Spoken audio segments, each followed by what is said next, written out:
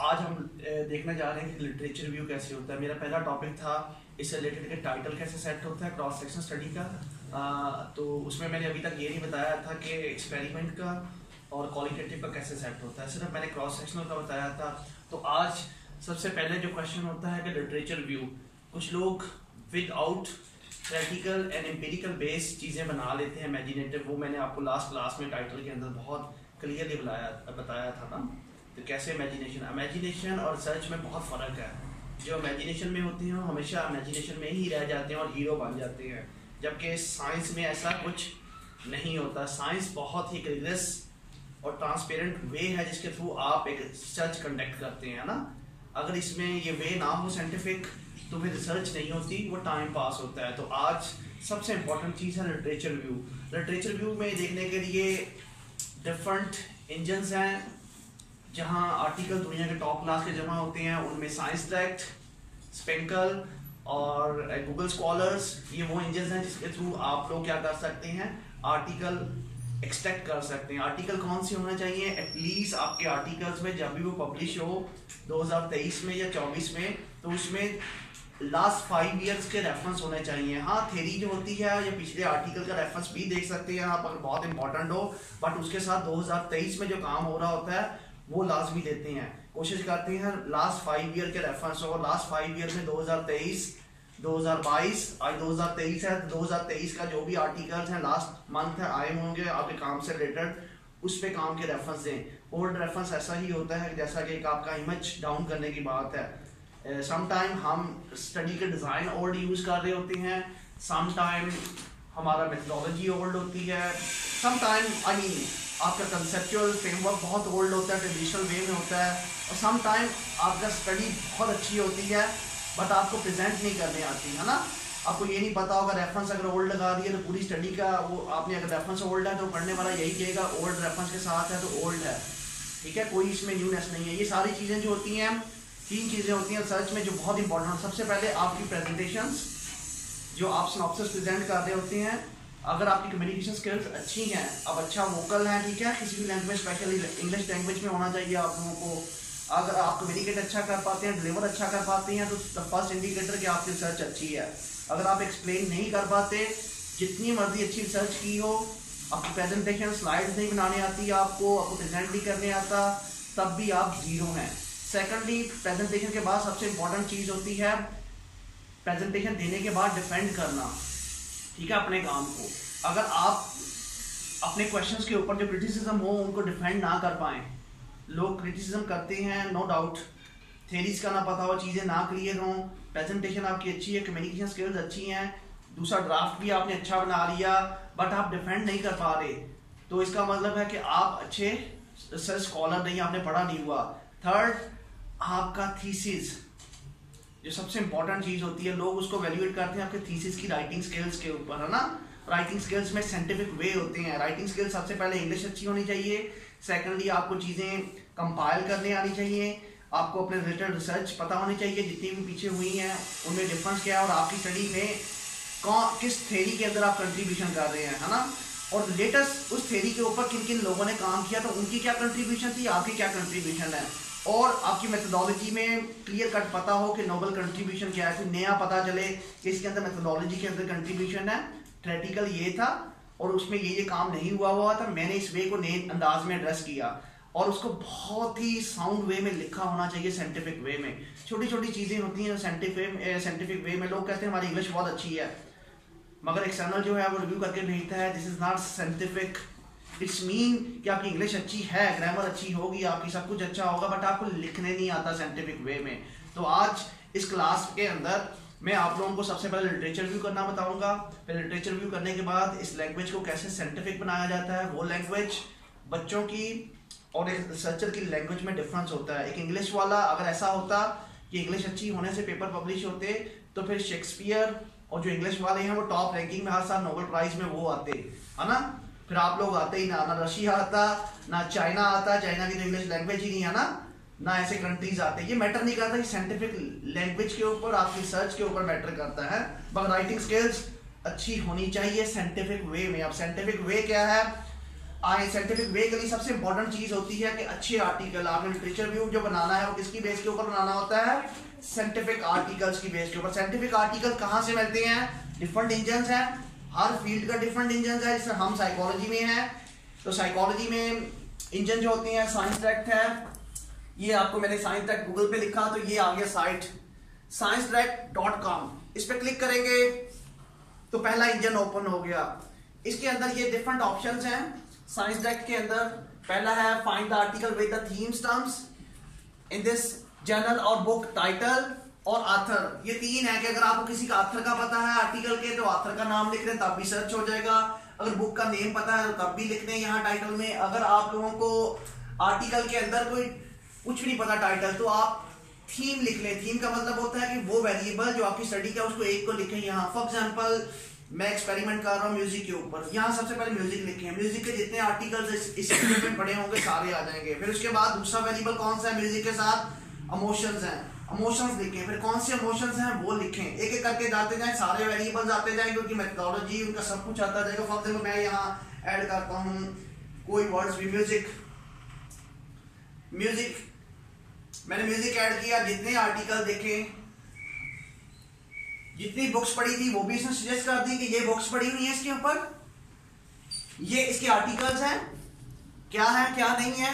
और इसके ऊपर सबसे इंपॉर्टेंट चीज होती है कि आप ये देखिए 2023 का आर्टिकल, 2023 का आर्टिकल है ना, आप लोगों ने कौन सा आर्टिकल लेना होता है, सबसे लेटेस्ट आर्टिकल पढ़े। उस लेटेस्ट आर्टिकल में सबसे बड़ी खसूसियत ये होती है लोग ओल्ड आर्टिकल पढ़ के एक ही आर्टिकल मिलता है उसको रिपोर्ट कर देते हैं, उसी के लिटरेचर भी रिपोर्ट कर देते हैं। उसमें होता ये है उस आर्टिकल में अगर 2018 का आर्टिकल आपने उठाया, बड़ा अच्छा आर्टिकल है, उसमें लिटरेचर व्यू कौन सा होगा, डेफिनेटली 2017 का 16 का। आप कहाँ है 2023 में है ना, उसमें आपको तो 2023 के कोड करने हैं, हाँ उसका रेफरेंस कोड कर सकते हैं उस आर्टिकल का, मगर लिटरेचर व्यू ओल्ड होगा तो देखने वाला यही कहेगा कि ओल्ड है ना, उसके साथ 2023 का काम कोड करें साथ। अब ये 2023 का अगर आपको नाम पता चला 2023 तो इसमें जाएं, ये देखिए साइड पे ईयर लिखा हुआ है, इसको क्लिक कर देंगे तो 2024 अभी आने वाला, जो 2024 में प्री प्रिंट पे जो लाइन पे लगे हुए हैं वो आर्टिकल्स आ जाएंगे। जहां मैं क्लिक किया सारे आर्टिकल कौन से आ रहे हैं, 2000 सितंबर में आया हुआ ये आर्टिकल, 2000 अभी सारा 2024 तो नहीं आया, मैंने क्लिक किया नहीं आर्टिकल कोई आ रहा, 2023 के आपके सामने आज तक 10 अक्टूबर को पब्लिश हुआ है ये आर्टिकल, सबसे पहले डेट वाइज है ना। तो आपको लेटेस्ट आर्टिकल की ब्यूटी ये होती है उसमें लिटरेचर व्यू किसका होगा, लेटेस्ट होगा, रिसेंट होगा ना, 2022 के आर्टिकल के रेफरेंस होंगे, 21 के होंगे, खुद आपका 23 का वो अपना रेफरेंस है ना, उसमें 2023 के रेफरेंस भी होंगे। तो इसका मतलब है कि सबसे इंपॉर्टेंट चीज जो है वो आप लोगों की ये लिटरेचर व्यू पर सर्च करना है। इसी तरह साइंस डेस्क में जब आर्टिकल करते हैं समटाइम ये ओपन नहीं होता, ये देखिए इसको ओपन एक्सेस नहीं है, ये पैसों का होता है, यूनिवर्सिटी के ऊपर डिपेंड करता है। जिस तरह यूनिवर्सिटी ऑफ यॉर्क में मैं था, यही अगर मैं यूनिवर्सिटी ऑफ यॉर्क के इंजन से खोलता था तो ये चीज फ्री थी, मुझे मैं क्लिक करता था पीडीएफ खुल जाती थी, जबकि यहाँ नहीं है क्योंकि यहाँ यूनिवर्सिटी लिंक नहीं है। पाकिस्तान के अंदर मोस्टली यूनिवर्सिटीज नहीं लिंक, क्योंकि एक्सेस नहीं है, हम पे नहीं करते, उन यूनिवर्सिटीज ने पे किया होता है उनको ना, तो पे का मतलब है उनको खुद ब खुद पेमेंट चली जाती है। इसमें अभी देखें उससे पेमेंट लिखी होगी कितनी है, तो ये ओपन नहीं होगा। इसको ओपन करने का दूसरा ये वे तो अच्छा नहीं है, पायरेटेड वे है। इसका टाइटल कॉपी करें और कॉपी करने के बाद साहिब नाम की एक प्रॉक्सी होती है उसमें ऐड कर दें। ये वे अच्छा नहीं है, बट हमारे यहाँ सर्च नहीं है, एशिया के अंदर लोगों के पास फैसिलिटीज नहीं है, सोर्सेज नहीं है, तो आप साहिब खोल के उसमें DOI नंबर ऐड कर दें या ये ऐड कर दें, अगर खुल जाए तो आपकी किस्मत। उसमें भी वो खुलता है जो चीज एक्सेसिबल हो ना, बाकी नहीं। अच्छे जर्नल ने बैरियर लगाए हुए हैं तो वो भी ओपन नहीं होता, तो कोशिश करें वो आर्टिकल ढूंढें। या इसके आथर को सबसे बेस्ट वे है, इसके आथर को जो कि यहाँ है आथर, ये आथर है, ये आथर इनकी ईमेल जाए, इनके ऊपर क्लिक करें तो ईमेल आ जाएगा। इस आथर से रिक्वेस्ट करें कि मुझे आपका ये आर्टिकल चाहिए, ठीक है। वो अगर आपको मेल कर देता है तो एक सेपरेट इशू है, ठीक है, वो अच्छी बात है। वैसे आपको पैसों का खरीदना पड़ेगा। और व्यू ऑफ द पीडीएफ, ये देखें इसको फ्री है ना, ये मैं इसके ऊपर क्लिक करूंगा फ्री है, तो व्यू ऑफ द पीडीएफ आप पता चलेगा मुझे पैसों का है कि नहीं है। अगर फ्री हुआ तो वो ओपन हो जाएगा, नहीं हुआ तो ये ओपन हो गया, इसका मतलब फ्री है। क्लियर? जब आपको 2023 का आर्टिकल एक वेरिएबल से रिलेटेड हो गया, इसका मतलब है आपने एक वेरिएबल एक्सप्लेन कर दिया, फिर दूसरा वेरिएबल, फिर तीसरा वेरिएबल, फिर तीनों का लिंक। अगर तीनों का लिंक पहले मिला हुआ, जिस तरह आप मेरे पास आर्टिकल लेके आ रहे थे, why are you wasting your time, अगर तीनों का पहले से सर्च हुई है वेरिएबल्स के ऊपर, तो आप क्या नया कर रहे हैं, टाइम वेस्ट कर रहे हैं। ये एक अकल की बात होती है कि आप वेरिएबल्स को लेके चंक्स करते हैं ना, चाहे एक्सपेरिमेंटल स्टडीज हो चाहे क्रॉस सेक्शनल हो, कुछ लोग वही उठा के आसानी के लिए करते हैं, वो रेप्लिकेशन हो जाती है, वो स्टडी नहीं होती। हाँ, कोई कहते हैं सैंपल चेंज कर दिया, क्रॉस कल्चर आ गया, ऐसा नहीं है। रिजल्ट्स फाइंडिंग वही आएंगी, कल्चर वाइज थोड़े से, मगर इसकी इंपॉर्टेंस नहीं होगी, है ना। तो काम हमें हमेशा नया होना चाहिए जिसमें मेथोडोलॉजिकल आपकी कंट्रीब्यूशन हो। लिटरेचर व्यू में कोई एग्जिस्टिंग लिटरेचर व्यू में कोई चेंजिंग कर रहे हो, कोई नया कंट्रीब्यूट कर रहे हो चीज को, ना। तो अगर आप ऐसा नहीं कर रहे तो इसका मतलब है कि वो आप रेप्लिकेट कर रहे हैं जो रिजल्ट्स पीछे है ना, वो आगे भी किए हुए, तो why are you wasting your time. तो ये है एक आर्टिकल। अगला इंजन है गूगल स्कॉलर। गूगल स्कॉलर ये है, मैं गूगल स्कॉलर किया, गूगल स्कॉलर में ये है कि इसी तरह गूगल स्कॉलर भी एक इंजन है। यहां पे मैं नाम लिखूंगा कोई वेरिएबल, म्यूजिक। म्यूजिक पे देखें जितनी बुक्स हर चीज पड़ी थी सामने ओपन हो गई है। अब देखिए इसके ईयर देखें 2010, यहाँ प्रॉब्लम है 2010 आ रहा, तो मैं क्या करूं, मुझे किसके चाहिए आर्टिकल्स, यहाँ पे जाएं, इसके ऊपर क्लिक करें, सिंस 2023, आप इस पर क्लिक करें, जितने आर्टिकल पब्लिश हुए हैं इस ईयर में वो सारे आ जाएंगे। अगर इस पर क्लिक करेंगे तो सारे आ जाएंगे। और भी आसान करना अपने लिए, कस्टमाइज में जाएं, कस्टम में ये 2023 है, यहाँ ईयर लिखे कि कब से कब तक आपको चाहिए, आपको 5 ईयर कब तक है, 2018। ये देखिए मैंने इस पे क्या किया, मैंने फिक्स कर दिया जब जब के मुझे आर्टिकल चाहिए, 2018 से लेकर 2023 के आर्टिकल चाहिए, ओके करें। जब ये ओके करेंगे, अब आर्टिकल कौन से सामने आ रहे हैं आपके, 2018 से लेकर 2023 तक, ठीक है। मगर आपको बेस्ट है कि 2023 के आर्टिकल सर्च करें, 2022 उसमें लिटरेचर भी खुद ब खुद हुआ होता है, आपके लिए आसानी होती है ना। आप एक आर्टिकल पढ़ेंगे, दूसरा पढ़ेंगे, 2023 वाले बंदे ने सारे आर्टिकल पढ़ के क्या किया होता है, कोड किया होता है, और उसी की चीजों को फाइंडिंग को आप लेके आगे चल जाते हैं ना। तो इसलिए 2023 के आर्टिकल पे फोकस करें। और इसके बाद ये स्पिंगल है, ये भी उसी तरह का इंजन है, इस पे भी वैसे सर्च होगी, आप इस पे भी कर सकते हैं। नेक्स्ट साय हब है, अगर कोई आर्टिकल ना खुले तो उसका टाइटल यहाँ पेश करें और डीओआई नंबर यहाँ पेश करें साय हब की साइट पे, ये होगी इस तरह की साय हब की साइट, इस पे टाइटल पेश करें या डीओआई नंबर पेश करें। अगर ओपन हो गया इट्स मीन इसने उसको ओपन कर लिया है, मगर ये इलीगल है, ठीक है। ये इलीगल का मतलब है पायरेटेड चीज है ना, तो कर सकते हैं, हमारे यहाँ नहीं होते, हमारे यहाँ इतने सोर्सेज नहीं है कि हम पे कर सके डॉलर्स में, पाउंड्स में, तो आप सम टाइम यूज कर सकते हैं जब आपको जरूरत भी हो, है ना। इसके बगैर तो सर्च हो नहीं सकती, तो कोशिश करें। हमारे फैसिलिटेशन के लिए मैं ये रिकमेंड नहीं करता, बेस्ट वे है कि ऑथर को मेल कर दें, अगर आपको बहुत जरूरी है तो फिर आप लोग इसको यूज कर सकते हैं। इन इंजन्स में दुनिया के टॉप जर्नल्स के आर्टिकल्स हैं। अब सबसे बड़ी लिटरेचर व्यू में सबसे बड़ी जो ब्यूटी होती है वो है टॉप जर्नल्स। लोगों को पता नहीं है, हम पाकिस्तान में हैं तो पाकिस्तान की यूनिवर्सिटीज को फॉलो कर रहे हैं। पाकिस्तान की यूनिवर्सिटी में जो काम हो रहा है, क्रॉस सेक्शनल हो रहा है, 99% है ना, वो जिसकी कंट्रीब्यूशन बहुत कम होती है बट बहुत कम होती है, उसको एक्नॉलेज कोई नहीं करता, कोई साइड कोई नहीं करता। जो लिटरेचर व्यू होता है वो एक सिस्टमैटिक वे में नहीं लिखा होता, जिस तरह सेंटेंस ने लिखा होता है ना, हर चीज को लिंक करके लिखा होता है उन लोगों ने। हमारे यहाँ वो चीजें मिसिंग होती हैं क्योंकि हमारे जर्नल रिकग्नाइज नहीं है स्कोपस और वेब ऑफ साइंस से। चंद एक हैं मगर उनमें आप पेपर पब्लिश नहीं कर सकते, मे बी आपकी फील्ड का ना हो, है ना। आपको अपनी फील्ड से रिलेटेड आर्टिकल चाहिए, तो मैं कुछ ऐसे जर्नल्स बता रहा हूँ। याद रखिएगा, जब भी कोई अच्छा काम करना हो तो अच्छे जर्नल को फॉलो करें। हम लोग फॉलो, हमारे जो फॉलोअर होते हैं, आइडियल जो होते हैं, वो यहाँ जमीन पे होते हैं, हम उनको फॉलो करके ख्वाहिश किसकी कर रहे होते हैं, आसमान की, है ना। जमीन से एम जमीन के हैं, आपके ख्वाहिशें है ना यहाँ की हैं, और ये एम जमीन के हैं, ख्वाहिश कहाँ की है, आसमान की। तो दिस इज जस्ट इमेजिनेशन। इस तरह की रिसर्च क्या होती है, जस्ट इमेजिनेशंस होती हैं, क्योंकि आपने पढ़ा ही कुछ नहीं होता, आपने वो चीज फॉलो की होती है जो आज से 100 साल पहले हुई है, और लोग यहाँ पहुंचे हुए हैं आसमान पे, है ना। तो इसके लिए देखने के लिए क्या करना पड़ता है, दुनिया के टॉप जर्नल्स हैं, हर फील्ड का अपना टॉप जर्नल्स है, उसमें जाएं, उसके इम्पैक्ट फैक्टर वाइज जाएं। जैसा कि मैं हमेशा फॉलो करता हूँ नेचर के जर्नल्स को, नेचर के जर्नल को, लॉन्सेट एक दुनिया का टॉप जर्नल है जिसका इम्पैक्ट फैक्टर 80 है ना, 80 है जिसको कहते हैं। उसमें जो पेपर पब्लिश होगा उसकी एक ब्यूटी होगी, उसमें कोई इस तरह की चीज पब्लिश नहीं होती, वो एक बिल्कुल एक नई इन्वेंशन होती है जो कि पूरी दुनिया को हला। जब आप उसके आर्टिकल पढ़ेंगे तो आपको पता चलेगा नया काम क्या हो रहा है। नेचर के आर्टिकल्स पढ़ेंगे तो आपको पता चलेगा दुनिया में काम क्या हो रहा है। अगर आप पाकिस्तान के इस तरह के आर्टिकल्स पढ़ेंगे जो इम्पैक्ट फैक्टर नहीं है, जीरो है, उनमें जो काम होगा वो टाइम पास होगा, सिर्फ पीआईडी या टाइम पास। जिन लोगों ने टाइम पास करना है तो उसको फॉलो करें। अगर आप लोगों ने आगे high impact factor paper publish करना है तो आपको हाई इम्पैक्ट फैक्टर के पेपर्स को फॉलो करना पड़ेगा, उनके पैटर्न को। बहुत आसान होता है ये चीज़ें करना।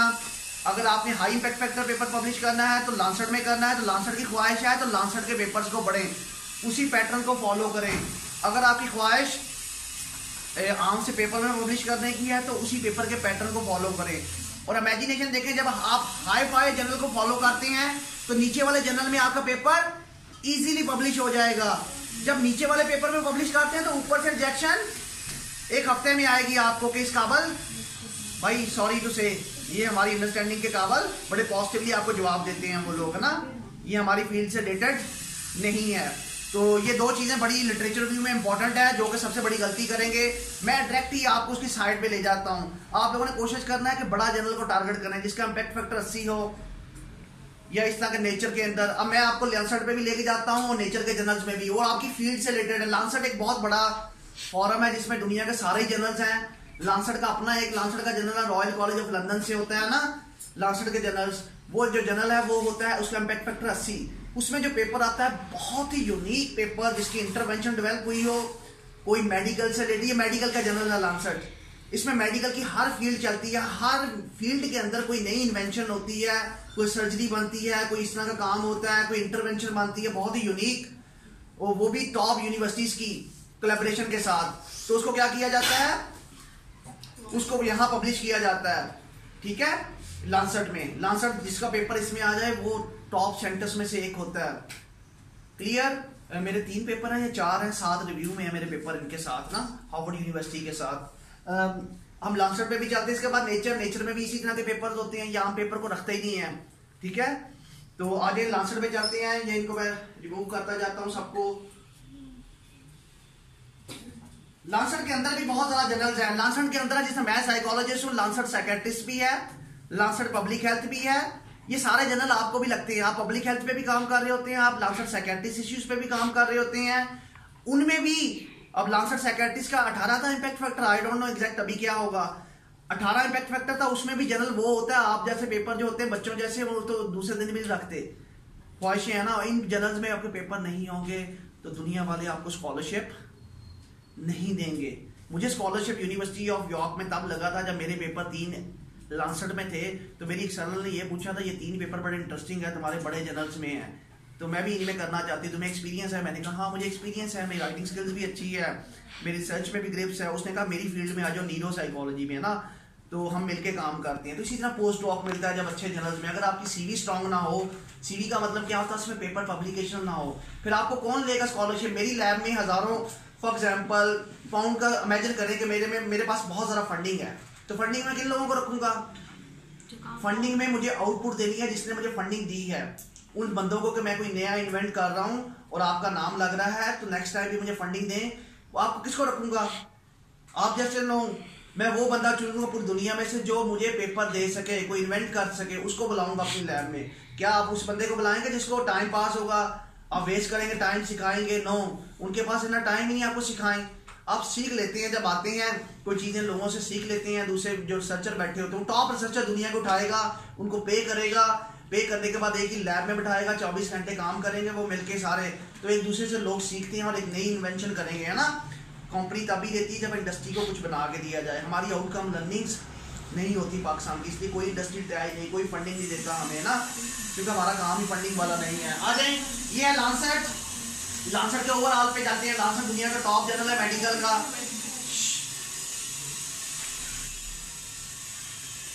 This is Lancet. ये लांसर्ट की साइड में मैंने लांसर्ट लिखा है।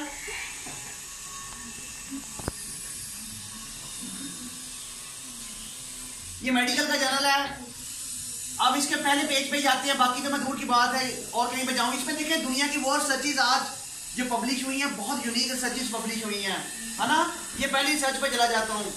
लांसेट ऑन्कोलॉजी, यानी कैंसर से रिलेटेड जो काम हुआ है, ये उसका जर्नल है लांसेट ऑन्कोलॉजी, यानी कैंसर से रिलेटेड जितना काम हुआ होगा ये टॉप उसका आर्टिकल है। और दूसरा आर्टिकल किसका है?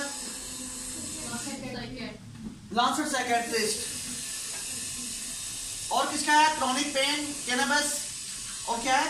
Cannabis disorder among the patient in the USA veteran health administration system 2005 to 2019, यानी कि इन्होंने इस ईयर से इस ईयर तक एक्सपेरिमेंट किया है, वो यहाँ आया है। और इन्होंने भी इसी तरह किया होगा। 2020 है, 50-50 साल का डाटा पब्लिश होता है। यहाँ ऐसी स्टडीज नहीं पब्लिश होती कि जो हो जाए, आम बंदा तो यहाँ पब्लिश कर ही नहीं सकता। जिसका इसमें नाम हो वो डेफिनेटली नोबेल प्राइज के अंदर या कहीं ऐसी जगह पे होता है जो 1% और 2% साइंटिस्ट में होता है। इसकी साइटेशन इतनी है, देखिए हर फील्ड का जर्नल है। लांसेट HIV इसकी फील्ड से रिलेटेड, इसकी फील्ड से रिलेटेड। अब हमारा कहाँ है? डेफिनेटली हमारे के लिए देखना पड़ेगा आप लोगों को। सर्च करें यहाँ, ये देखिए नीचे जर्नल्स हैं। The Lancet child and adolescent health, Lancet diabetes. हमें कौन सा चाहिए? लांसेट। मैं डायरेक्ट चला जाऊंगा, यहाँ देखें इसमें से कहाँ है, ये है लांसेट।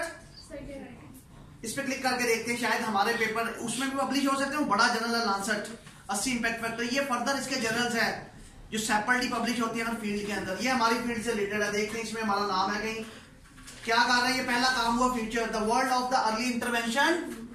ये एक नया आर्टिकल है जो अभी आया है और वो हिट हुआ है। इसकी पहले उस पर लगा the words of the early intervention psychiatrist and personality disorder research need to work together. ये एक आर्टिकल किसने लिखा है कि पर्सनालिटी डिसऑर्डर और साइकियाट्रिस्ट डिसऑर्डर के ऊपर उसने डेफिनेटली कोई आर्टिकल लिखा होगा जिसमें ये बताया गया कि मिलके काम करने की जरूरत है। मल्टीडिसिप्लिनरी है ना, साइकियाट्रिस्ट, सर्जन, न्यूरोसर्जन, साइकोलॉजिस्ट पे मिलके काम करें। अब ये क्या है क्या नहीं है देखते हैं, आगे देखें। अगला आर्टिकल इसका violence risk assessment instrument in the forensic psychiatrist population A systematic review and Meta analysis.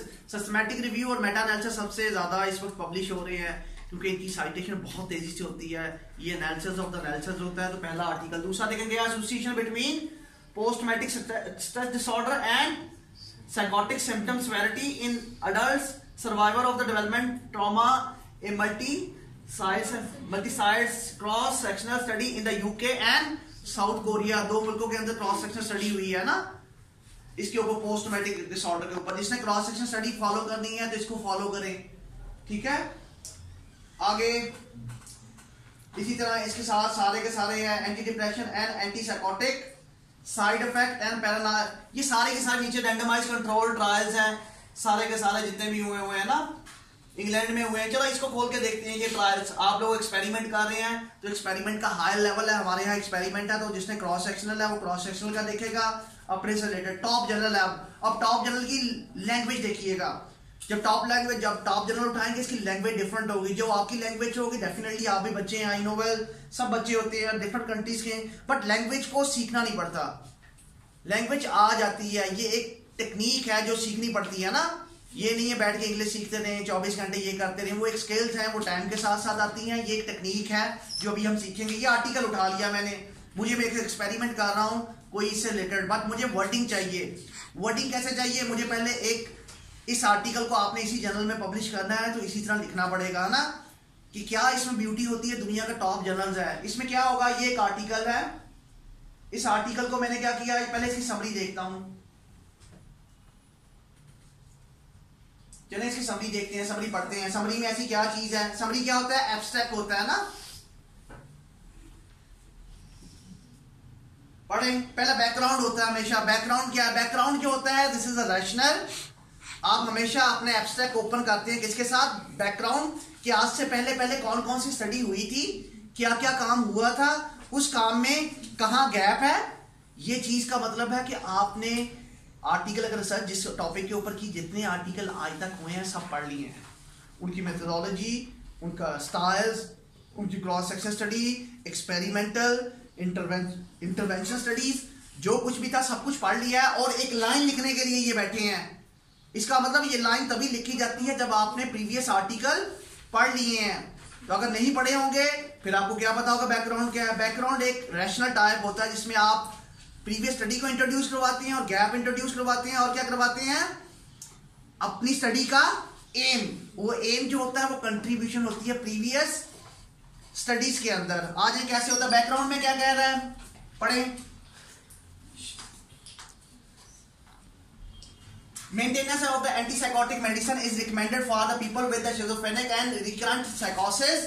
क्या कहा गया था कि medications, ये एक साइकेट्रिस्ट है कि साइकेट्रिस्ट का आर्टिकल है, इसमें पहली लाइन में ये लिखा गया है अगर देखा जाए कि जो लोग मेडिसिन लेते हैं उनकी मेंटेनेंस, यानी कि आपको एक टाइम पे लेनी है, फिर कुछ टाइम के लिए लेनी है, 6 मंथ लेनी है, 1 ईयर लेनी, कितने टाइम तक लेनी है, मेंटेनेंस जो है ना, इसके ऊपर इस बंदे ने सर्च की है। क्या की, किन लोगों के ऊपर की है?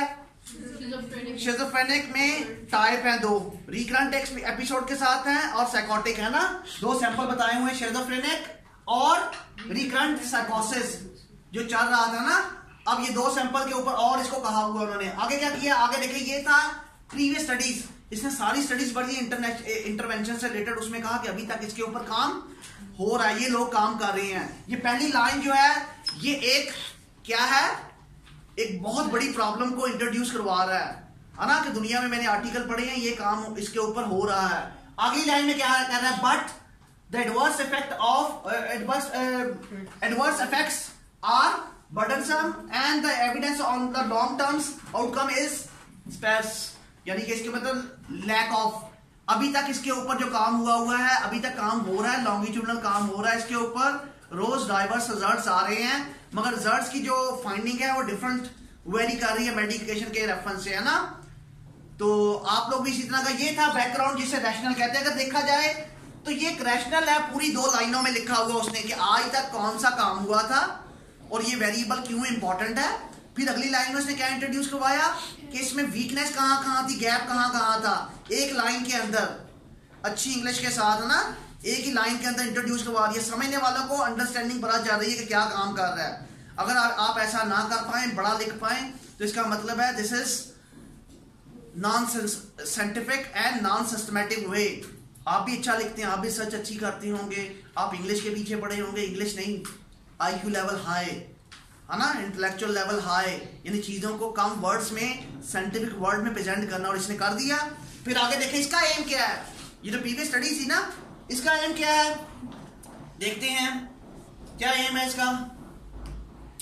We aim to assess the benefits and harms of the gradual process of antipsychotics reduction compared with the maintenance treatment। ये क्या कर रहा है कि हमारा एम ये है कि जितनी भी प्रीवियस स्टडीज हुई हैं उनमें मेंटेनेंस के ऊपर काम हुआ है। ये बंदा क्या कर रहा है, मेंटेनेंस के ऊपर ही काम कर रहा है साइकेट्रिस्ट मेडिसिन की, बट उनको रिड्यूस करके देख रहा है, 1 मंथ 2 मंथ 6 मंथ, ऐसा 2 years, है ना, मेडिसिन के रिडक्शन करके देख रहा है कि मेडिसिन को, यही मेडिसिन जो दी जा रही है उसको रिड्यूस करके देखूं या ज्यादा करके देखूं, है ना। कितना क्लियरली उसने एम बता दिया एज ए लेमैन लैंग्वेज में। अगर देखा जाए, आप लिखते हैं the aim of the study was to evaluate the this is one, पता नहीं कितने एम लिख देते हैं, यहाँ उसने एक लाइन में एक ही एम लिख दिया, आगे इसके भी एम होंगे, है ना, वो ज्यादा टाइम वेस्ट नहीं करते, एक ही लाइन में सब कुछ। अगली लाइन में क्या है, our hypothesis was antipsychotic reduction would improve the social functioning with the short term increase in the relapse. क्या मतलब है इसके अंदर, our hypothesis was that the psychotic antipsychotic reduction would improve the social functioning with the short term increase in the relapse. इसका मतलब ये है कि अगर मैं मेडिसिन को रिड्यूस करूंगा, दूसरे वर्ड्स में मेडिसिन को रिड्यूस करने पर क्या होगा, सोशल फंक्शनिंग क्या है, क्वालिटी ऑफ लाइफ है, आपकी मेंटल हेल्थ है, जो सोशल फंक्शनिंग आपकी अडेप्टिव स्किल्स हैं, ये इंप्रूव हो जाएंगी। जब मेडिसिन कम लेते हैं तो क्या होता है, ये चीजें इंप्रूव होती है ना, वो सोसाइटी से लिंक हो जाता है। मेडिसिन जितनी ज्यादा लेते हैं, आउट ऑफ द वर्ल्ड रहता है बंदा ना, रियलिटी से आउट रहता है, क्योंकि आपके ब्रेन के अंदर मेडिसिन होती है तो आप इंटरेक्ट नहीं कर पाते। तो इसका मकसद ये था कि ऐसी मेडिसिन बनाई जाए जो कम दी जाए और जल्दी से फायदा हो जाए, और इससे आपकी सोशल फंक्शनिंग ठीक होगी। सोशल फंक्शनिंग किसके साथ लिंक होती है, साइकोलॉजिस्ट के साथ, है ना, साइकोलॉजिकल अप्रोचेस के साथ, साइकेट्रिस्ट अप्रोचेस के साथ, ये जितने भी सेंटर्स है ना। तो इसका मतलब ये ऐसा यूनिक काम कर रहा है जो पहले कभी किसी ने, लोग काम कर रहे हैं एंटी डिप्रेशन के ऊपर। ये सोशल फंक्शनिंग को इंप्रूव कर रहा है मेडिसिन को रिड्यूस करके, है ना, और फिर इससे रिलैप्स जो रेट होता है वो भी कम होना चाहिए, कहता है। ये ना हो कि मेडिसिन कम करूं, सोशल फंक्शनिंग अच्छी हो जाए, बट रिलैप्स, बंदे ने आज मेडिसिन छोड़ी है तो कल को फिर रिलैप्स, है ना, साइकोटिक था तो मेडिसिन आज छोड़ दी, थोड़े दिन के बाद फिर रिलैप्स हो जाए। इसी तरह कोई और डिसऑर्डर है तो रिलैप्स हो जाए, है ना। ये साइकोसिस के ऊपर काम कर रहा है। इसने इस लाइन के अंदर देखने तो पूरी दुनिया को समा दिया है। एज ए ले मैन, ये अभी एब्स्ट्रैक्ट की पहली लाइन है, क्लियर? आपको समझ आई? मैं साइकियाट्रिस्ट नहीं हूं, है ना, बट मैंने इस आर्टिकल को पढ़ा, एज ए ले मैन पढ़ा, तो मुझे समझ आ गई क्या है। आप लोग जिस तरह लेके आते हैं मेरे पास एम, तो 50 एम होते हैं, पता मैं पूछता होता हूँ what is the primary aim, what is the secondary aim, आप कहते हैं ये भी एम है, ये भी एम है, एम ही एम है, तो मैं सोच रहा होता हूँ असल एम क्या है इसका, ना एक्चुअल एम। आप लिख नहीं पाते ले मैन की लैंग्वेज में, ना आपका बैकग्राउंड होता है, ना ये चीजें होती हैं। ये एक अच्छे आर्टिकल की, अब ये वर्डिंग लेनी है, आपने कहां से लेनी है? इसी तरह का आर्टिकल आपसे रिलेटेड इस आर्टिकल में होगा, उसकी वर्डिंग को इसी तरह आप अपने आर्टिकल को इसकी वर्डिंग में ऐड कर देना है। अपनी प्रॉब्लम इंट्रोड्यूस करवाएं, प्रॉब्लम इंट्रोड्यूस करवाने के बाद उसमें लिखे गैप्स क्या है, फिर गैप्स को लिखने के बाद क्या लिखे, एम ऑफ योर स्टडी, फिर वो किससे लिंक्ड है, एज ए ले मैन लिखना है आप लोगों ने, है ना।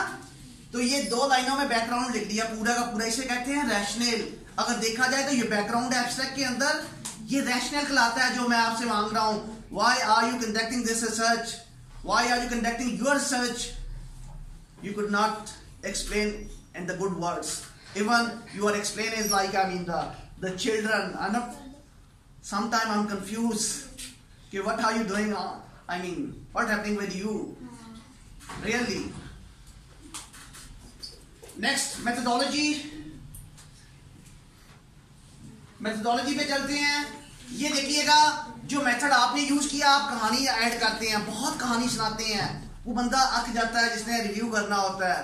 To the point research, to the point होती है, बड़े बड़े थीसिस नहीं लिखने आप लोगों ने, आप लोगों ने आर्टिकल लिखना है, आर्टिकल साइंटिफिक वे में। अब यहाँ की मेथोडोलॉजी देखिएगा, एक लाइन में पहली मेथोडोलॉजी बताएगा, रिसर्च का डिजाइन क्या है, सैम्पलिंग टेक्निक क्या थी, रिसर्च का डिजाइन के अंदर पैरेलल ग्रुप था, सिंगल ग्रुप था, ओपन एंड ग्रुप था, ब्लाइंड रिव्यू था, व्हाटएवर क्या था, एक ही लाइन के अंदर बताएगा। देखिए मैंने स्टडी को पढ़ा नहीं है, मुझे इस जर्नल के ऊपर इतना ट्रस्ट है क्योंकि इसको जिसने पढ़ा होगा, रिव्यू किया होगा, उसने 100 बार इसे रिव्यू करवाया होगा, और जो इसके साइंटिस्ट हैं वो डेफिनेटली कोई आम बंदे नहीं होंगे, रॉयल कॉलेज लंदन के होंगे, या इंग्लैंड के होंगे, या यूएसए के होंगे, टॉप रिसर्च सेंटर्स होंगे यहाँ पेपर पब्लिश करने के लिए। आ जाए, रडार वाज, ये रडार एक स्टडी का नाम है, ठीक है, वाज एन ओपन, ओपन का मतलब क्या होता है, डबल ब्लाइंड है, सिंगल ब्लाइंड है, जो भी रैंडमाइज स्टडीज होती हैं, कि आपने रैंडमाइजेशन की है, सिंगल ब्लाइंड थी, डबल ब्लाइंड थी, ओपन एंडेड थी, मास्किंग कहते हैं ना इसको, ये कहता है ओपन एंडेड है। रिसर्चर को पता है, देने वाले को पता है, जिनके ऊपर अप्लाई की जा रही है उनको पता है कि क्या इंटरवेंशन है। ये वीक होता है ओपन एंडेड, डबल ब्लाइंड होना चाहिए, सिंगल ब्लाइंड, ये ओपन एंडेड, ये इनका अपना एक एम होगा ओपन एंडेड का, तीनों को बताने का। द रडार वाज, यानी this study was open ended, open. Parallel group क्या होता है, जिसमें 2 ग्रुप हो, कंट्रोल एंड, या फिर 2 कंपोजिट ग्रुप हो, साइकोसिस का या फिर रिकरेंट एपिसोड के साथ जो रिलैप्स जिनको हुआ हो, एक को रिलैप्स ना हुआ हो। आगे क्या है, रैंडमाइज ट्रायल्स। रैंडमाइज ट्रायल तब होते हैं जब कोई नई इंटरवेंशन, कोई नया डिजाइन या कोई एग्जिस्टिंग इंटरवेंशन को मॉडिफाई किया गया हो ना, उसे रैंडमाइज ट्रायल्स कहते हैं। जब भी कोई इंटरवेंशन डेवलप करनी हो या ऑलरेडी बनी हुई इंटरवेंशन को दूसरे कल्चर में अप्लाई करना हो, तो उसकी फिजिबिलिटी ट्रायल्स होते हैं ना। फिजिबिलिटी ट्रायल ये होती हैं कि एक होती है एफिकेसी, एक होती है फिजिबिलिटी। एफिकेसी ये होती है, इफेक्टिवनेस कहते हैं एफिकेसी को ना। फिजिबिलिटी एक पायलट स्टडी होती है 30 या 50 स्टूडेंट के ऊपर एक इंटरवेंशन को डेवलप करने के बाद, चेक करने के बाद, जिस तरह आप लोग कर रहे हैं ना, एक इंटरवेंशन प्लान कर रहे हैं, फिर उसके बाद वो खुद बनाई हो, आप लोग बनाई हुई चीज नहीं कर रहे, आप लोग ऑलरेडी बनी हुई चीज कर रहे हैं, आपका सिंपल एक्सपेरिमेंट है, ठीक है। और यहाँ क्या होगा, इफेक्टिवनेस क्या होती है, एफिकेसी क्या होती है, जब इसी स्टडी को, इस इंटरवेंशन को पायलट स्टडी के बाद लॉन्ग 1 ईयर 2 ईयर्स के बाद करना हो, तो इसका मतलब है रैंडमाइज कंट्रोल ट्रायल है, या ये फिजिबिलिटी स्टडी है, या फिर एफिकेसी चेक कर रहा है, दोनों में से एक चीज चेक कर रहा है ना। तो एफिकेसी चेक करेगा, या फिर अभी देख लेते हैं, अगर ये 2 साल या 3 मंथ या इतने की हुई तो क्या करना होगा, एफिकेसी चेक कर रहा होगा। 6 मंथ हुई या 3 मंथ हुई तो इसका मतलब क्या होगा, फिजिबिलिटी चेक कर रहा है, शॉर्ट टर्म्स के लिए, है ना। ये पहली लाइन में अभी देखिएगा, इन 19 national health services trust in the England, यानी 19 हॉस्पिटल स्टेज के अंदर, ट्रस्ट हॉस्पिटल्स जिनके अंदर ये ट्रायल इसने कंडक्ट किए हैं, है ना, किसी लैब के अंदर प्रॉपर स्टडी हुई है। ऐसा नहीं है कि बाहर से जाके स्केल लगाए, 2 स्केल उठाए, वही कॉपी पेस्ट, वही जाके लोगों से फिल करवाए, बैठे हुए लोग कुछ कर रहे थे, कोई कुछ कर रहा था, है ना। और उसको जाके दिया, वो आपका स्केल भी फिल कर रहा था, साथ वाले से बात भी कर रहा था, इधर सुन रहा भी था, उधर से बात भी कर रहा था ना। ये नहीं पता, टेंशन नहीं दे, इस तरह की कोई स्टडी नहीं होती, ये इंटरनल वैलिडिटी को थ्रेट करती है ना। और स्पेशली एक्सटर्नल को भी, जिसका आप ब्लेम कर रहे होते हैं कि फील्ड एक्सपेरिमेंट में एक्सटर्नल वैलिडिटी अच्छी होती, कोई ऐसा नहीं है। ये सिस्टमैटिक वे में होती लैब्स के अंदर, कंट्रोल एनवायरनमेंट के अंदर, जो आप अभी कर रहे हैं हमारी लैब में ना, फाउंडेशन के अंदर। तो आ जाए, ये पहली लाइन में उसने पूरी मेथोडोलॉजी को एक्सप्लेन कर दिया, मेथोडोलॉजी के अपने डिजाइन को भी एक्सप्लेन कर दिया, हर चीज को। इसकी डिटेल कहाँ है? डेफिनेटली नीचे होगी। आप लोगों ने भी ऐसे ही लिखना है, ये वर्डिंग आपको मांगनी नहीं पड़ेगी, आपके पास ये वर्डिंग आ गई है, अपने वर्ड्स जो आपकी मेथोडोलॉजी है उसमें ऐड कर दें। ये एक टेम्पलेट है, आप अपने से रिलेटेड आर्टिकल ढूंढें जो टॉप जर्नल में पब्लिश हुआ हो, जिसका उसने वर्डिंग लिखी होगी, वही आप क्या करें, उस टेम्पलेट में जो आपके एम्स हैं, आपकी चीजें हैं, जो आप नया कंट्रीब्यूट कर रहे हैं, उन्हीं के वर्ड्स बोरो करके आप उनमें ऐड कर दें। सर्च बहुत आसान है। मुझसे लोग पूछते हैं कि एक हफ्ते में कैसे आर्टिकल लिख लेते हो? जब सारी सर्च हो जाती है, हमें तो सालों लग गए हैं, एक आर्टिकल नहीं लिख पाते। मेरे student 29 article, 29 articles 1 year 2 years में कैसे कर लेते हैं? वो दिन रात मेहनत करते हैं ना, वो एक हफ्ते में भी आर्टिकल लिख देते हैं। उनको पता है कि टेम्पलेट, लिटरेचर व्यू, ये चीजें कैसे साइंटिफिक वे में लिखनी है। अगर आप इसको एक्सप्लेन नहीं कर पाते, एड्रेस नहीं कर पाते, तो आपका सर्च जीरो है। आप एक्सप्लेन करते रहे, लोग बताते हैं, लोग सुनने के लिए, लोग यहां से वैल्यूएट करते हैं रिव्यूअर्स। अगर आपके पास राइटिंग स्किल्स कैसे आएगी? प्रीवियस आर्टिकल अपने से रिलेटेड ढूंढें, टॉप जर्नल में हो। टॉप जर्नल ये 18 इंपैक्ट फैक्टर, अभी 80 इंपैक्ट फैक्टर नहीं है। अगर 80 इंपैक्ट फैक्टर की वर्डिंग देखेंगे आप, इसी तरह की होगी बट टेक्निकल, है ना। अब देखिएगा, आगे देखते हैं। पहली लाइन में मैंने मेथोडोलॉजी कवर कर ली इतनी कि कहां हुई, कैसे हुई, कौन सा ट्रायल था, रैंडमाइज थी, क्या था, आप लोगों का क्या था, वो आप लोगों ने यहां लिख देना। पार्टिसिपेंट, आपका पार्टिसिपेंट की इंफॉर्मेशन आ गई है। Participant were age 18 years and older, ये है इंक्लूजन क्राइटेरिया। आगे देखिएगा, had diagnose of the recurrent non psychotic disorder and were prescribed and the antipsychotic. एक ही लाइन में उसने कह दिया कि वो लोग लिए हैं जो मेडिसिन पे थे, डायग्नोज थे, रिकरेंट एपिसोड के साथ थे, एज क्या थी उनके 18 साल से अब थी, वो लोग लिए हैं। ये आप इंक्लूजन क्राइटेरिया लिखना हो तो ये लाइन को लिखने के लिए आप सालों लगा देते हैं और 5 से 10 पैराग्राफ लिख देंगे। पहले एज को इंट्रोड्यूस करवाएंगे, फिर उसको इंट्रोड्यूस करवाएंगे, फलाने को इंट्रोड्यूस करवाएंगे। ये देखो, एक ही लाइन में उसने क्या कर दिया, एक्सप्लेन कर दी। इसलिए कहते हैं शॉर्ट एंड ब्रीफ, है ना। प्रीसाइज लिखा हो, प्रीसाइज का मतलब ये थोड़ी है अच्छी इंग्लिश हो। अच्छी इंग्लिश का मतलब है टेक्निकल इंग्लिश हो। इंग्लिश तो आपको सिर्फ वर्ड देती है ना अच्छे लिखने के लिए, टेक्निकल भी हो, है ना। तो टेक्निकल के लिए क्या करना पड़ता है, ये वर्डिंग लेनी पड़ती है। नेक्स्ट, आगे यहां से आप इस वर्डिंग के अंदर अपना ऐड कर दें तो आपको इंग्लिश पे अच्छी होगी आप लोगों की, नेक्स्ट आने के लिए भी आप लोगों के लिए अच्छा हो गया, है ना। रोज रोज लिखने से बेहतर है। आगे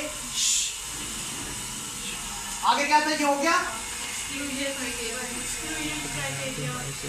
यहाँ पे एक्सक्लूजन क्राइटेरिया। हमेशा सैंपल का इंक्लूजन एंड एक्सक्लूजन क्राइटेरिया बहुत इंपॉर्टेंट होता है, जो कि आपसे मैं पूछता होता हूँ, आप लोगों का इंक्लूजन क्राइटेरिया क्या है, यानी क्या क्या सैंपल की कैरेक्टरिस्टिक्स इंक्लूड कर रहे हैं। इसने बता दी 18 साल, डायग्नोज पेशेंट, रिकरेंट एपिसोड में थे, डायग्नोज थे, व्हाटएवर जो भी था उसने बता दिया। और एक्सक्लूजन क्राइटेरिया क्या क्या कैरेक्टरिस्टिक्स नहीं होनी चाहिए, क्या नहीं होनी चाहिए। Exclusion criteria included people who had mental health crisis, कोई बंदा ऐसा ना हो कि मेंटल डिसऑर्डर्स हो उसको। क्राइसिस का मतलब यहाँ ये लिया इसने कि मेंटल डिसऑर्डर कोई और हो उसको आप ले लें, है ना। और hospital admission in the past month were considered to the pose a serious risk themselves or other by the treating the clinical was the mandate to take the antipsychotic medicine under the mental health acts। इसका मतलब ये है कि ना ये ना हो कि अभी इंटर हुआ हो, इन पेशेंट लिए हैं इसने, इन पेशेंट में से अभी लास्ट ईयर में, अभी लास्ट मंथ में इंटर ना हुआ हो, जिसकी वैल्यूएशन ना हुई हो, अभी ट्रीटमेंट में ना गया हो, है ना। और ये ना हो कि थ्रेट ना कर रहा हो किसी को, एक्ट के थ्रू प्रॉपर उसकी स्क्रीनिंग ना हुई हो अभी तक, तो उसको बंदे को किसको लेना है, जिसकी प्रॉपर स्क्रीनिंग हुई है, प्रॉपर डायग्नोज है, प्रॉपर वे में से गुजरा हुआ है, काफी अरसे से है ना, वो बंदा। This is the inclusion and her study का अपना होता है।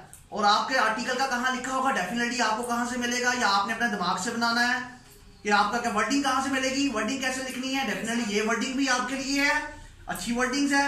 और आर्टिकल अपने से रिलेटेड पढ़े टॉप जर्नल में से उठा के, तो उसकी वर्डिंग को यहाँ पुट करें।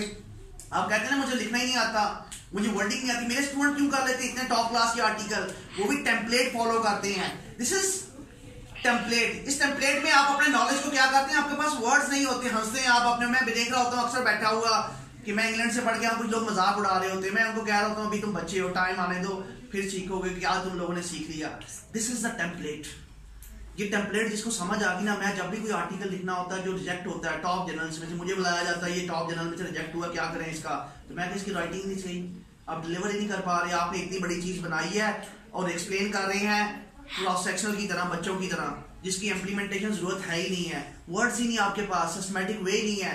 तो जब मैं उनको लिख के देता होता ना वो शॉक हो जाते हैं, ये हमारी स्टडी थी, तो मैं उनको कहता आपने ये की थी बट आप डिलीवर नहीं कर पा रहे। यही मेथड जो मैं आपको दे रहा हूं, आप लोगों ने इसी वर्डिंग के अंदर क्या करना है, अपना इंक्लूजन एक्सक्लूजन क्राइटेरिया, प्लेजिज्म कैसे आएगा, ये इसका था, आपका अपना होगा, है ना। वर्डिंग यही, कॉमा देखें, हर चीज देखें। अगर आपको नहीं समझ आती कि इंग्लिश का ग्रामर के इश्यूज है, ध्यान से इसी वर्डिंग के अंदर, इस टेम्पलेट के अंदर ऐड कर दें इंफॉर्मेशन को।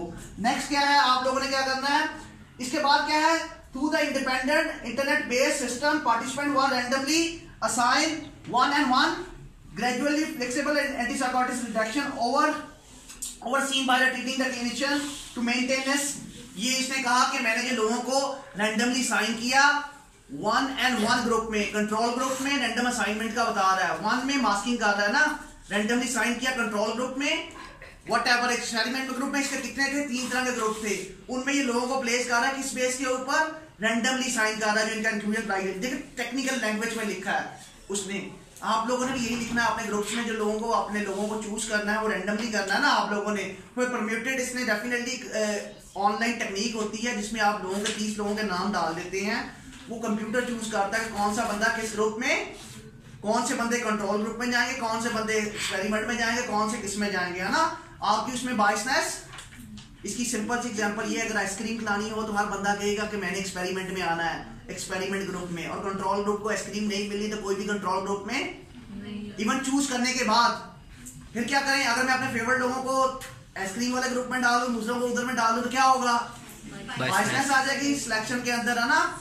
तो इसका मतलब है ये चीजों को, बायसनेस को कंट्रोल करने के लिए कोई टेक्निक्स होगी, फिश बॉल टेक्निक है, ऑड एंड इवन टेक्निक्स है, इंटरनेट की सबसे अच्छी टेक्निक्स है ना, प्लेस करने के लिए हर चीज की प्लेस। अगर आपने ये चीज ना लिखी हुई यहाँ, इसका मतलब है कि आपने रैंडमाइजेशन की, आपको पता ही नहीं रैंडमाइजेशन होती कौन सी है, फिर रैंडमाइजेशन की है कौन सी की है, परमिटेड की है, ब्लॉक की है, क्या की है ना। नहीं लिखेंगे तो इसका मतलब आपने नहीं की, आपको पता ही नहीं है, पहला ऑब्जेक्शन आपके ऊपर ये है। आगे पार्टिसिपेंट वाज रैंडमली, ये तो हो गया ग्रेजुअली क्लिनिशियन के मेंटेनेंस में होगी, participant and clinician were aware of the treatment allocation, but ये क्या है, असेसर वर मास देम, इनमें से ये जो होगा ये असेस करने वाला होगा, मास का मतलब होता है उसको नहीं पता, बट क्लिनिशियन को जो ले रहा है, जो उनको ऑब्जर्व कर रहा है उसको पता है क्या एक्सपेरिमेंट हो रहा है, जो असेस कर रहा है आपसे डाटा ले रहा है उसको नहीं पता क्या हो रहा है, उसको ब्लाइंड किया गया, बाकियों को इसीलिए ओपन एंड कहा गया, ओपन का वर्ड यूज किया गया था ना ऊपर, उसने एक्सप्लेन किया, जो रिसर्च का डिजाइन था उसको बारी बारी नीचे स्टेप बाय स्टेप एक्सप्लेन कर रहा है जो चीज लिखी है, यानी every sentence should be linked with the other sentence. और ये सेंस अगर आपको आ गई, आप दिनों में आर्टिकल लिखेंगे, एक हफ्ते में आर्टिकल लिखेंगे। आप कहते हैं सर्च बहुत मुश्किल, सर्च बहुत आसान है, कुछ लोग डरते हैं पाकिस्तानी क्योंकि उनको आइडिया नहीं होता, ये टेक्निक है। हम लोग डरते हैं हमें इंग्लिश नहीं आती, ये नहीं करता, आप इंटरेस्टेड नहीं है, एक्चुअली आप लोगों को फ्यूचर का पता ही नहीं है, आप टाइम पास कर रहे हैं, आप पैसे जाया कर रहे हैं, है ना। क्योंकि टेक्निक सीखने से आती है, कोई आपको घर आके नहीं सिखाता। जॉब आती है तो आप में से हर बंदा कहता है मैं कॉम्पिटेंट हूँ, मुझे जॉब मिले, चाहे वो 19 में स्केल की हो, 22 में स्केल की हो। जब रिसर्च आए या पढ़ना आए तो आप कहते हैं मैं डल हूँ, I can't do this because I don't have the potential. Everyone has the potential but they don't use it. Job आए तो कहते हैं मेरे में पोटेंशियल है, रिसर्च जहां आए तो वहां कहते हैं पोटेंशियल खत्म हो गई है ना। और जब जॉब आए तो राइट पर्सन वही बनता है जो पोटेंशियल यूज करके पहले आपको शो कर चुका है, और आप कहते हैं हमारी सिलेक्शन नहीं हुई। क्यों नहीं हुई? आपने कुछ किया ही नहीं, आपकी सीवी रिफ्लेक्शन ही नहीं दे रही कुछ भी। जिसकी सीवी रिफ्लेक्शन दे रही है, उसमें नजर आ रहा है, उसी को रखेंगे ना। This is the way. Next आ जाए, ये मैं सिर्फ आपको एब्स्ट्रैक्ट बता रहा हूं लिखना। आप देखेंगे लास्ट के ऊपर क्या है, एक लास्ट लाइन है बहुत ही इंपॉर्टेंट। अगर आप ये नहीं लिखते तो आपका मतलब है कि आपको स्टडी का जीरो भी नहीं पता। पाकिस्तान में कोई भी स्टडी के ट्रायल जो होते हैं ये एशिया में रजिस्टर ही नहीं होते, चंद एक इंस्टीट्यूशन से सवा मेडिकल के, है ना।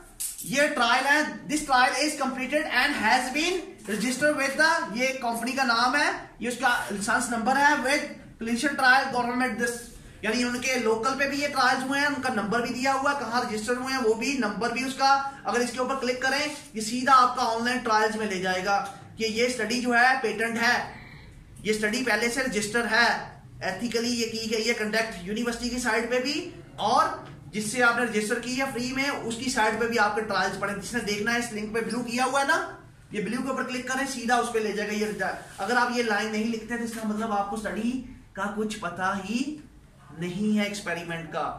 क्लियर? आपकी पेटेंट होती है, कोरोना के अंदर पेटेंट का इशू बना था ना कि किसने पेटेंट रजिस्टर करवाई थी, तो आज तक रिजॉल्व नहीं हुआ। आगे फाइंडिंग, जो आप फाइंडिंग लिखते हैं और ये फाइंडिंग लिखते हैं, देखिएगा जमीन आसमान का फर्क है। अभी मैं आपको मेथोडोलॉजी पे लेके जाऊंगा क्योंकि काफी है। फाइंडिंग, जितने भी participant people were screen of home, जितने भी इसमें से वो कह रहे हैं कि इतने लोग लिए थे, उनमें से इतने रैंडमली आगे एलोकेट किए, उनमें से इतने परसेंट लोग वुमेन थी, इतने परसेंट वीमेन से, उनमें से मीन इतना था, स्टैंडर्ड डेविएशन इतनी थी, इतने एशियन से, इतने नॉन एशियन से, है ना। वो सारा कुछ ब्रिटेन बताने के बाद ग्रुप को बता रहा है कि कितने मंथ में क्या हुआ क्या नहीं हुआ, टेक्निकल लैंग्वेज में। अब ये लिखा होगा, ये आपको मैं बाद में एक्सप्लेन करूंगा। जिसे फ्लो चार्ट में जाएंगे ना हम लोग, कंसॉर्ट में जाएंगे, कंसॉर्ट एक चार्ट होता है जिसमें ये सारी चीजें शो हुई हुई हैं, फिर आपको क्लियरली पता चल जाएगा। उसको इन्होंने वर्ड्स में लिखा हुआ है, ठीक है। और फाइंडिंग 2 लाइनों में लिखी हुई है, क्या आई है क्या नहीं आई।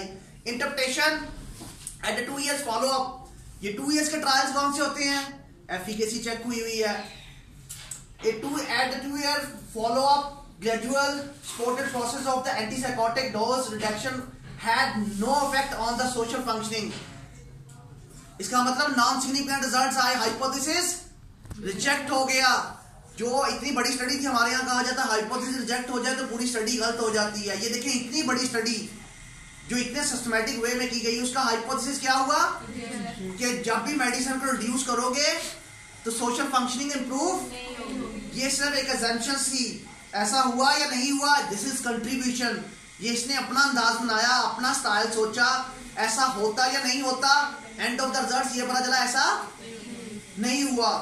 Our data can help to inform the decision about the use of the long term psychotic medicine. हमारा डाटा एम्प्लीकेशन बता रहा है। उसने कहा अब रिजेक्ट भी हो गया। उसने ये कहा कि इसने अगर कम कर दें किसी की रिजेक्शन, मेडिसिन को कम कर दें कुछ अरसे के लिए 3 month पे ले जाएं, तो उससे क्या होगा, सोशल फंक्शनिंग जो होगी वो इम्प्रूव। मतलब क्या हुआ, आउटकम लर्निंग क्या आई है कि जो मेडिसिन दी जा रही है वो 6 month या 3 month के लिए ना दी जाए बल्कि सालों पे चले। इसलिए कहते हैं जो साइकोटिक होता है 99% सारी जिंदगी मेडिसिन पे लग जाता है। साइकोटिक पेशेंट मेडिसिन पे लग जाते हैं। क्यों लग जाते हैं, ये स्टडीज बता रही है कि मेडिसिन छोड़ोगे तो फिर वैसा ही हो जाएगा, रिलैप्स के चांसेस। छोटा सा देखो, छोटी 2 लाइनें लिखी हैं, कितना क्लियर लिखा है कि रिजल्ट्स क्या है। आप लोग क्लियर नहीं कर पाते, इधर कहानी उधर कहानी, एम फर्स्ट एम सेकंड, एक ही एम एक ही रिजल्ट्स, एक ही चीजें। जो करने गया तो बहुत क्लियरली लिखा हुआ है इस बंदे ने, है ना, जो सच आया वही है। आ जाए, ये था एब्स्ट्रैक्ट। इस एब्स्ट्रैक्ट में आपको पूरी स्टडी समझ आ गई होगी। क्या है पूरी स्टडी?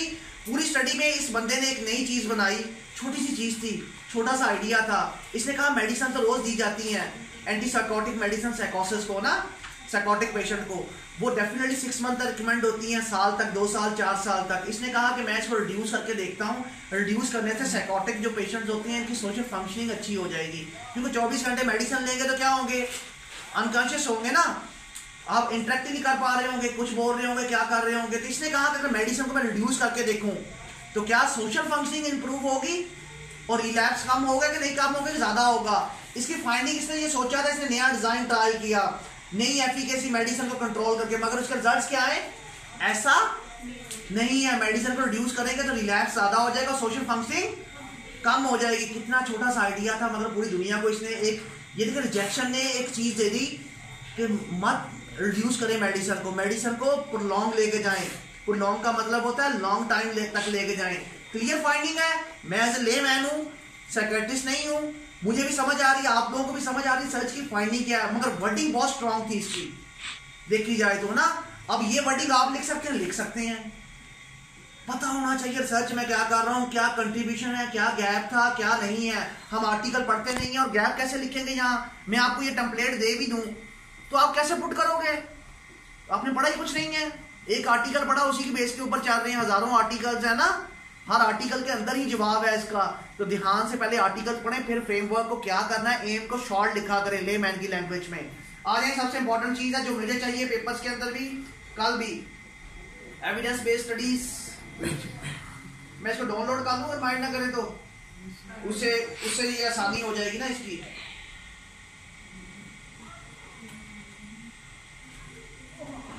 ये है इसका इंट्रोडक्शन। मैं आपसे बार बार पूछता हूं कि इंट्रोडक्शन कैसे लिखना, अक्सर मुझसे लेके आ जाते हैं जो आप लोगों ने नेक्स्ट क्लास में मुझे इंट्रोडक्शन और मेथोडोलॉजी अपने सिनॉप्सिस में पूरी कंप्लीट देनी है। और किस तरह देनी है, और एब्स्ट्रैक्ट आपने लिखना है मगर रिजल्ट्स नहीं लिखने, एब्स्ट्रैक्ट भी लिखना है, रिजल्ट्स नहीं लिखने, एप्लीकेशन लिखनी है बस रिजल्ट्स नहीं लिखने सिनॉप्सिस में, है ना। तो आगे इंट्रोडक्शन कैसे लिखते हैं, इंट्रोडक्शन के लिए क्या जरूरी है, इंपॉर्टेंट चीज क्या होती है। ये वही आर्टिकल है जिसको आपने अभी पढ़ा है, उसने एक्सप्लेन किया है। अब आपको समझ आएगी इसने कैसे लिखा है इंट्रोडक्शन।